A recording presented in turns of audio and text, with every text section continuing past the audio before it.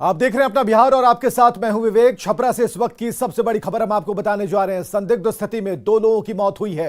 यह छपरा से बड़ी खबर, जहां संदिग्ध स्थिति में 2 लोगों की मौत हुई है और चतरा बिनटोली में 2 लोगों की मौत की सूचना है। शराब पीने से मौत की आशंका जताई जा रही है। बड़ी खबर इस वक्त हम आपको बता रहे हैं छपरा से, जहां शराब पीने से मौत की आशंका बताई जा रही है। 2 लोगों की मौत हुई है और यह चतरा बिनटोली है, जहां से खबर यह आई कि 2 लोगों की मौत संदिग्ध स्थिति में हुई है। संतोष, अभी तक क्या पता चल पाया है?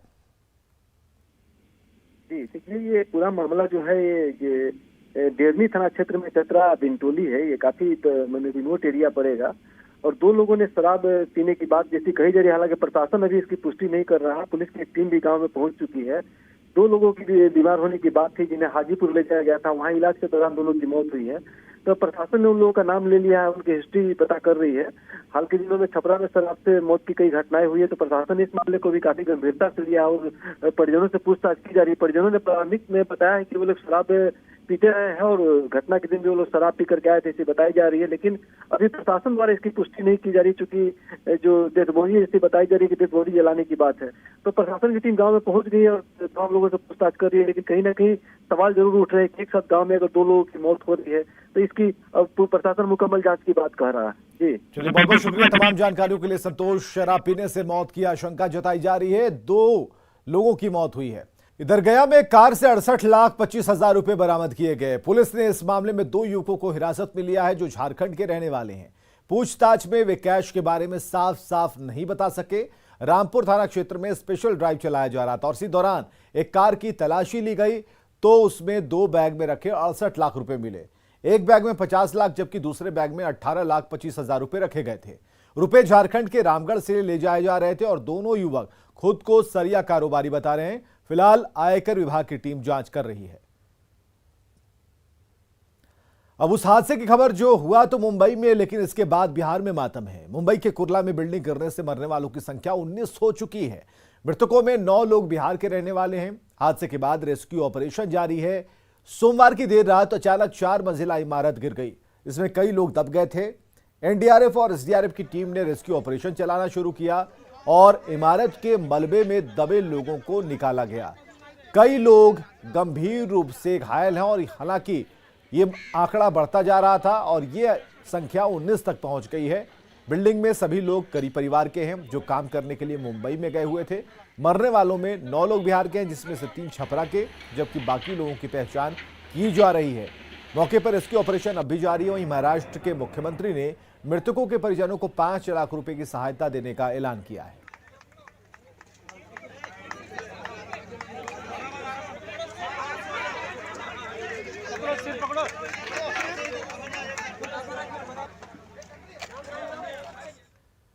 जम्मू कश्मीर के पुलवामा में कोल्ड स्टोरेज की छत से गिरने से बिहार के 2 मजदूरों की मौत हो गई। दोनों मजदूरों की पहचान सिवान के जुगल कुमार और लघु कुमार के रूप में हुई है। सिडको इंडस्ट्रियल एस्टेट में एक कोल्ड स्टोरेज का निर्माण चल रहा था और उसी की छत पर चढ़कर ये मजदूर काम कर रहे थे। तभी एक का पैर फिसल गया और गिरते गिरते बचने के लिए दूसरे का भी उन्होंने पैर पकड़ लिया, जिससे दोनों गिर गए। इलाज के दौरान दोनों की मौत हो गई। जुगल का पैर फिसला, उसने मोटू का लड्डू पटेल का पैर पकड़ने के बाद दोनों बंदे नीचे गिर गए। फिर इनके चोट वोट आई जो भी, फिर यहाँ हम हॉस्पिटल लेके आए, इनको रात भर एडमिट करा, फिर इनकी डेथ हो गई। सर काम सीट के सर कर रहे थे, वो वेल्डिंग भी करते सर। और सर ऊपर से सर उनके पैर एक का फिसला तो एक का दूसरा पैर सर पकड़ के उससे दोनों सर गिरे हुए। सर हम ले जाना चाहते हैं सर, बिहार सिवान जिला में सर ले जाना चाहते हैं अपना। वहाँ पे उनके घर वाले सर बड़ी मांग रहे हैं सर।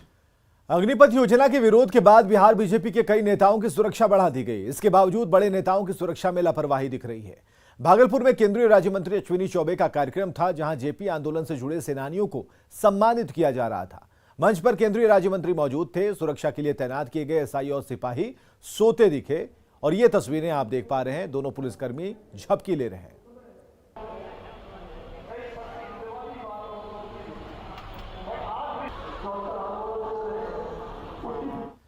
अब बात अग्निपथ पर अवसर की। एक तरफ विपक्ष अग्निपथ में अपने लिए अवसर देख रहा है, दूसरी तरफ अग्निवीर के जो प्रतिभागी हैं अग्निपथ में अपने लिए एक बड़ा मौका देख रहे हैं।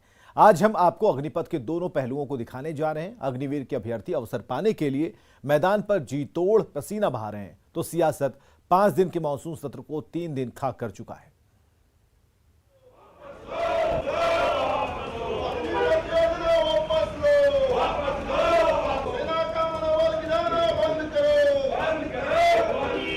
मानसून सत्र का तीसरा दिन भी अग्निपथ की आड़ में सुहा कर दिया गया।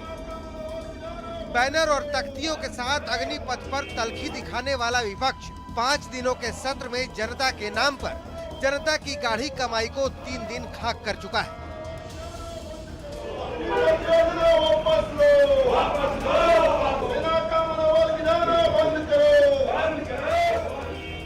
लेकिन जनता के नाम पर उन्हें छलने वाले इन नेताओं को मैदान पर पसीना बहा रहे इन भावी अग्निवीरों को देख लेना चाहिए, आंखें खुल जाएंगी।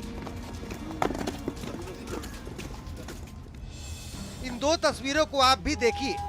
एक तरफ जनता के नाम पर अपना उल्लू सीधा करने वाली सियासत है, तो दूसरी तरफ सपनों को साकार करने वाले देश के अग्निवीर हैं, जो अपने दम पर देश को ताकत देने के लिए प्रतिबद्ध हैं और पसीना बहा रहे हैं। अग्निपथ को लेकर युवाओं का जोश कितना हाई है, ये आप बेटियों की प्रैक्टिस से समझ सकते हैं।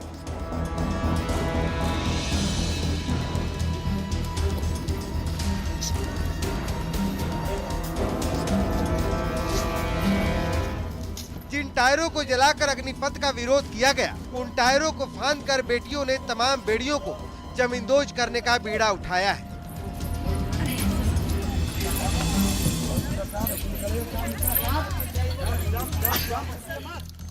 ये है सासाराम की कुमुद, जो अपने जज्बे और जुनून से सपनों को सुगंधित कर रही हैं। ये हमारे बहुत सौभाग्य की बात होगी हमारे लिए। और जो रही बात जो हंगामा हो रहा है या जो भी ये सब नहीं, वो गलत है। क्योंकि हम ठीक है, हम पढ़े लिखे, हम मानते हैं, हम पढ़े लिखे हैं, हमारे जो है लोग हैं पढ़े लिखे हैं, लेकिन जो सरकार है वो भी तो पढ़ी लिखी है ना। वहाँ भी तो 10 लोग बैठ के सोच रहे हैं, तब तो ये फैसला लिया गया है। एक अकेले का नहीं लिया गया है। तो वो लोग भी जो फैसला लिए कुछ सोच के ही लिए, जो लिए सही लिए होंगे। कुमुद ही नहीं, अमन, सुरेश, चंदन सभी अग्निपथ में अपनी कामयाबी का अक्स देखते हैं। मुजफ्फरपुर में एनसीसी कैडेट्स में अग्निपथ का क्रेज आप इन तस्वीरों से लगा सकते हैं।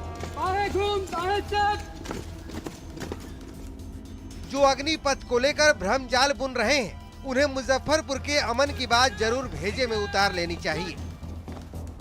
ये अग्निवीर योजना जो सरकार ने निकाली है, ये बहुत ही अच्छी योजना है। आने वाले समय में इसका बहुत ही डिफेंस में फ़ायदा होगा।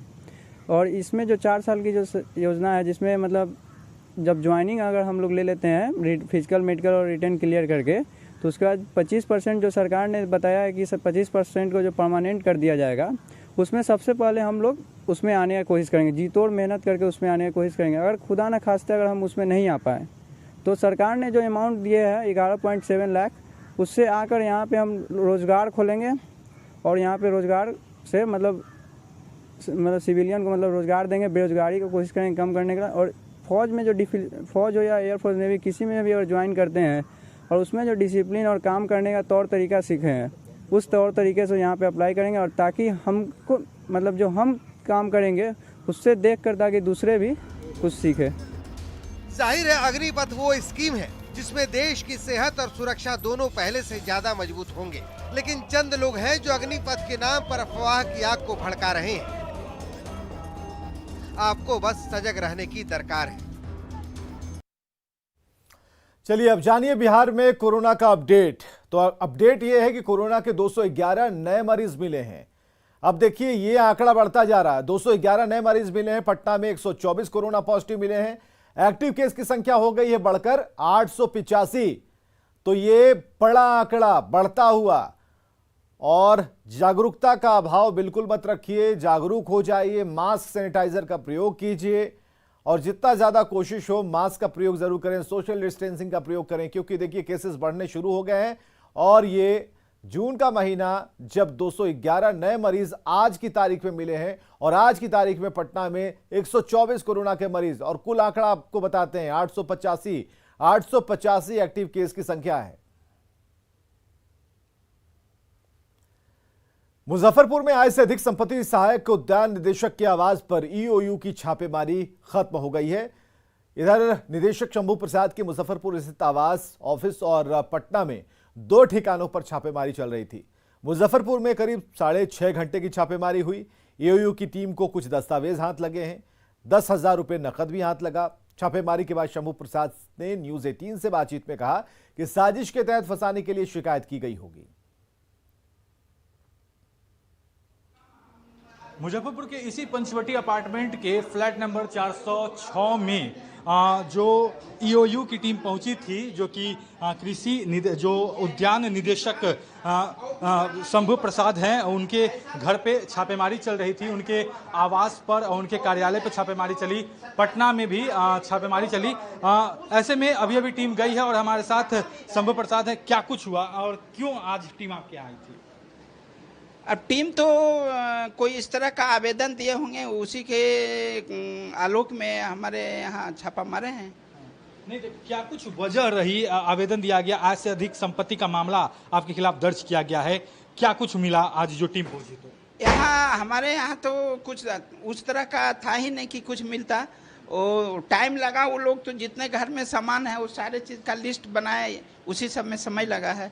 यहाँ तक कि कै गो पैंट है, कै गो शर्ट है, कै गो समीज है, कै सलवार है, कितना दिन का है, क्या रेट होगा, वो सब एक एक चीज़ पूछे हमसे। आप ये आरोप लगा रहे थे कि आपके पीछे कुछ लोग शुरू से ही पड़े हुए जब से आप आए हैं। अब देखिए, वो आरोप बिना कोई साक्ष्य का हम नहीं कह सकते हैं। काफी घंटे तक टीम बैठी है पटना में भी कई ठिकानों पर हुआ है, साथ साथ आपका कार्यालय जो मुशहरी में वहां पर भी हुआ है। कहीं पर कुछ मिला कि नहीं मिला? कहीं कुछ अभी तक हमारे जानकारी में कहीं कुछ नहीं। तो क्या ये मान लिया जाए कि टीम जो यहाँ से है गई है, खाली गई है? जी जी, एकदम बिल्कुल कुछ है ही नहीं। अभी देखिए हमारे पास इन्वेंट्री दिया है, कुछ भी नहीं है। आप सीजर देखिए, वो सब नहीं। लाल कपड़े में काफी कुछ बांध, लाल कपड़े में वो पटना से लेके आए हैं, और क्या लेके आए हैं उसी को वापस, उन्हीं लोग का कागज पत्तर और सब डब्बा उब्बा क्या क्या था। तो शंभू प्रसाद जो कि निदेशक हैं उद्यान के, उन्होंने सीधे तौर पे बताया है कि जो टीम आई है वह आई है, लेकिन उनके यहाँ से कुछ भी ऐसा नहीं मिला, क्योंकि वो जो हैं वह एकदम ईमानदार हैं और उन्होंने ऐसा कुछ किया ही नहीं है। मुजफ्फरपुर से न्यूज 18 के लिए प्रियांक सौरभ। और बाढ़ से बड़ी खबर है, युवक का शव बरामद किया गया। बाढ़ में इंजीनियरिंग कॉलेज के पीछे युवक का शव मिला है। हालांकि जो परिजन हैं उन्होंने हत्या की आशंका जताई है। बख्तियारपुर के देदौर का यह मामला है, जहां इंजीनियरिंग कॉलेज के पीछे शव मिला है युवक का। और बाढ़ से इस वक्त की बड़ी खबर हम आपको बता रहे हैं, परिजनों ने हत्या की आशंका जताई है। नेपाल की तराई में लगातार हो रही बारिश से किशनगंज के कुछ इलाकों में बाढ़ के हालात हो गए। टेढ़ागाज प्रखंड के निचले इलाकों में लोगों के घरों में पानी घुस गया, खेत खलिहान डूब गए, सड़कों पर पानी चढ़ चुका है, कई जगहों पर चचरी पुल भी ध्वस्त हो चुका है।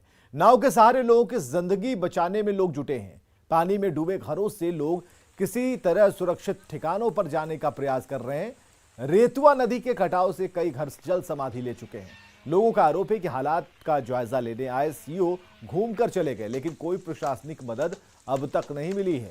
लोग सामाजिक सहयोग से कटावरोधी काम में लगे हैं। 5-6 दिन पहले 5-6 घर नदी में विलीन हो गया। विलीन होने के बाद प्रशासन आया, निरीक्षण करके सीओ साहब गए। अब तक कोई कार्य नहीं हो पाया, जो कि नदी का जल स्तर बढ़ने से आज नदी का कटान खूब तेजी से हो रहा है। अभी इतना भीषण बाढ़ के चपेट में पड़े हुए हैं। यहाँ के ग्रामीण अपने बचाव के लिए बांस इकट्ठा करके रोकथाम को बहुत ज़्यादा काबू में लेके आए, लेकिन इससे कोई मतलब बचाव की संभावना नहीं है।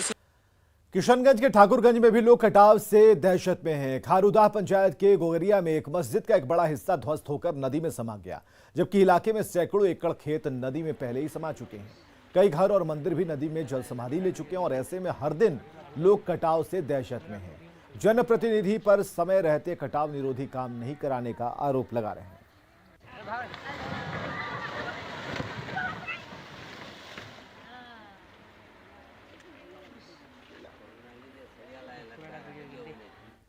गोपालगंज से खबर है, जहां बर्थडे पार्टी में नाचने से इनकार करने पर दबंगों ने एक व्यक्ति के साथ हैवानियत की सारी हदें पार कर दी। पहले तो दबंगों ने एक व्यक्ति की बेरहमी से पिटाई की, फिर उसके बाद प्राइवेट पार्ट में 1 फीट टॉर्च डाल दिया। इतना ही नहीं, दबंगों ने इसके बाद भी पिटाई की। किसी से शिकायत करने पर जान से मारने की धमकी दे दी थी। घटना मांझागढ़ थाना क्षेत्र की है। किसी तरह पीड़ित को एक निजी क्लिनिक में भर्ती कराया गया, जहां ऑपरेशन कर टॉर्च निकाला गया। वहीं पीड़ित की शिकायत के बाद पुलिस ने एक आरोपी उमेश्वर शाह को गिरफ्तार कर लिया, जबकि दूसरा आरोपी सोनू शाह समेत कई फरार हैं। पूरी घटना 26 जून की रात की है, जहां 4 की संख्या में आए दबंग एक व्यक्ति को अपने साथ लेकर गए, बर्थडे पार्टी में नाचने का दबाव बनाया और मना करने पर इस वारदात को अंजाम दिया। बिहार में कुछ ऐसे भी शिक्षक हैं जिन्हें नौकरी जाने का डर सता रहा है, क्योंकि राज्य में इसी साल स्थायी असिस्टेंट प्रोफेसर की बहाली होने वाली है। लिहाजा बिहार के विश्वविद्यालयों में कार्यरत अतिथि शिक्षक 2 दिन से पढ़ाई लिखाई बाधित कर गर्दनीबाग में धरना दे रहे हैं और सेवा समायोजन की मांग कर रहे हैं। और अधिक जानकारी दे रहे हैं हमारे सहयोगी रजनीश कुमार। बिहार के विश्वविद्यालयों में वर्षों से सेवा दे रहे गेस्ट टीचर्स को अब नौकरी का डर सताने लगा है, क्योंकि सरकार अब अस्थायी असिस्टेंट प्रोफेसर्स की बहाली करने वाली है। ऐसे में ये लोग अब सीधे अब धरना पर बैठ गए हैं गर्दनीबाग में, और देख सकते हैं इस वक्त बड़ी संख्या में जो गेस्ट टीचर्स हैं, जो अलग अलग विश्वविद्यालयों में कार्यरत हैं, यानी पिछले 4 से लेकर 7 साल से ये लोग सेवा देते आ रहे हैं। बावजूद सरकार ने अब तक समायोजन नहीं किया है, जबकि अस्थायी सहायक प्रोफेसर्स की अब बहाली होने वाली है। ऐसे में ये लोग चाह रहे हैं कि सेवा समायोजन हो, क्योंकि अब नौकरी जाने का डर है। जरा बात करते हैं कि आखिर कोई वार्ता के लिए पहुंचे हैं कि नहीं। जी नहीं, अभी सरकार का कोई भी प्रतिनिधि हमसे वार्ता करने के लिए नहीं आया है, और हम लोग पिछले कल से इसके पहले भी आंदोलन किए थे, जैसा कि आपके टीवी चैनलों में भी चला। काफ़ी हम लोगों को पुलिस के द्वारा प्रताड़ित किया गया, मारा गया, कई हमारे साथी जेल भी गए थे। उसके बाद से लगातार हम लोग किसी न किसी मंत्री के यहाँ जाते रहे हैं, अपनी मांगों को रखते रहे हैं। लेकिन अब चूँकि विश्वविद्यालय सेवा आयोग की पत्र पर पत्र निकल रही है कि दिसंबर तक बहाली हो जाएगी, और हमारे नियुक्ति में लिखा हुआ है कि अस्थाई सेवा जैसे आएगा, अस्थाई शिक्षक जैसे आएंगे, वैसे हम स्वतः हट जाएंगे। डिमांड क्या? हम चाहते हैं कि हमारी सेवा समायोजन की जाए, क्योंकि हम पिछले 4 से 7 वर्षों से हम बिहार के खस्ताहाल शिक्षा व्यवस्था को स्थापित करने के लिए, अच्छा बनाने के लिए हम कार्य कर रहे हैं। हम लोग चाहते हैं जो टिल 65 इयर्स तक हम लोग सर्विस करने चाहिए, और without any break of service, without any renewal of service. मानदेय है, क्या चाहते हैं कि इसी मानदेय में आप लोग 65 साल रह जाएंगे? यस, हम लोग चाहते हैं 65 साल से काम करते हैं, ये यूजीसी का नॉर्म्स है, और फुल टाइम टीचर्स 65 तक काम करते हैं, 65 इयर्स तक काम करते हैं। हम लोग क्यों नहीं करेंगे? सरकार ने अभी तक कोई नीति नहीं तैयार की है, हम उसकी ही आशा में हैं, और आशा देखते देखते हम आज धरना पर बैठ गए हैं सड़क पर, कि कम से कम सरकार तक मीडिया भी तो मेरी आवाज़ पहुंचाए। हमारी बस में जितना है उतना हम प्रयास कर रहे हैं, अन्य विभिन्न माध्यमों से। जाहिर है एक सवाल जरूर उठ रहा है कि जब मुसीबत आन पड़ी थी, उसके बाद गेस्ट टीचर्स का सहारा लिया गया, लेकिन जब अस्थायी बहाली हो जाएगी तो इन्हें बाहर क्यों कर दिया जाएगा। कैमरामैन मनीष जुनेजा के साथ रजनीश कुमार, न्यूज़ 18 पटना। और आगे देखिए जोहार झारखंड।